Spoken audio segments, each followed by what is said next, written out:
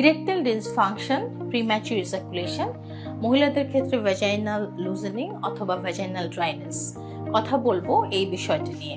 আসসালামু আলাইকুম, আমি doctor Khaleda Edib, regenerative and biological medicine specialist. অনেক সময় আমাদের পুরুষদের ক্ষেত্রে ইরেকটাইল ডিসফাংশন এবং প্রিম্যাচুর ইজাকুলেশন নিয়ে পেশেন্টসরা আসছেন এবং বিভিন্ন জায়গায় বিভিন্ন ধরনের ট্রিটমেন্ট দীর্ঘদিন ধরে নেওয়ার পরও এবং কিছু ওয়ান টাইম মেডিকেশন নেওয়ার পরও দেখা যাচ্ছে তার কোনো স্থায়ী সমাধান হচ্ছে না। বিজ্ঞানসম্মত উপায়ে যদি আমরা দেখতে যাই তাহলে এই যে পুরা ইরেকশন প্রসেস, এটা তিনটা জিনিসের উপর ডিপেন্ড করে। একটা হচ্ছে আপনার হরমোন ব্যালেন্স, আরেকটা হচ্ছে আপনার শরীরের যে রক্ত সঞ্চালন প্রক্রিয়া সেটি, এবং থার্ড হচ্ছে আপনার পেনাসের যে স্ট্রাকচার সেটি। আর মেয়েদের ক্ষেত্রে এটা ডিপেন্ড করে তিনটা জিনিসের উপর। একটা হচ্ছে তার হরমোন ব্যালেন্স, দ্বিতীয় হচ্ছে তার যে কোনো পেলভিক ইনফ্ল্যামেটরি ডিজিজ আছে কিনা বা কোনো ইনফ্ল্যামেশন আছে কিনা সেটা, এবং তৃতীয় হচ্ছে তার মুড সুইং কতটুকু তার উপরে। সো এই বিজ্ঞানসম্মত যে ডায়াগনোসিস এবং এর সাথে ল্যাবরেটরি ডায়াগনোসিস অ্যাড করে আমরা এটাকে তিনটি স্টেপে ট্রিটমেন্ট করি।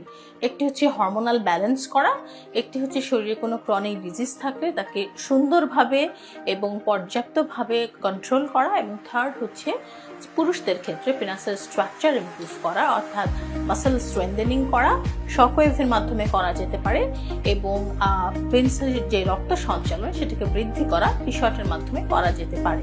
এবং মহিলাদের ক্ষেত্রে যদি ভ্যাজিনাল লুজেনিং হয়, দেখা যায় নর্মাল ডেলিভারির পরে এটা খুবই কমন, সেই ক্ষেত্রে ভ্যাজিনাল টাইটেনিং এটা লেজার দিয়ে করা যেতে পারে, এবং ঔষধ ট্রিটমেন্ট যেটা ভ্যাজিনাল ড্রাইনেসটাকে ইমপ্রুভ করতে হেল্প করে।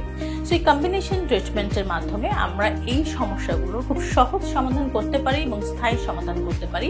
কারণ ওয়ান টাইম মেডিকেশনগুলো আপনাকে ইনস্ট্যান্ট একটা রেজাল্ট দিলেও পরবর্তীতে এগুলোর উপর ডিপেন্ডেন্সি গ্রো করে, অথবা এগুলো ছাড়া আর কখনোই দেখা যায় যে দাম্পত্য জীবনের যে প্রক্রিয়াটি সেটি সম্পন্ন হয় না, এবং লং রানে অ্যাজ এ ডক্টর আমি সাজেস্ট করি এই ধরনের ওষুধ কিডনির উপরে একটা প্রভাব ফেলে। তাই আমরা অবশ্যই একটি পার্শ্ব প্রতিক্রিয়াবিহীন স্থায়ী চিকিৎসার আন্ডারে চলে আসবো। ধন্যবাদ।